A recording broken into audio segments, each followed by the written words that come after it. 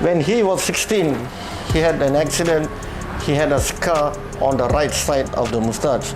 Today, he's about 31 years old, and today, as a man, he wants a full mustache. At the same time, we want to camouflage the scar on the right side of the mustache. Totally, it's about 2 cm. Vertically is about 1 cm here.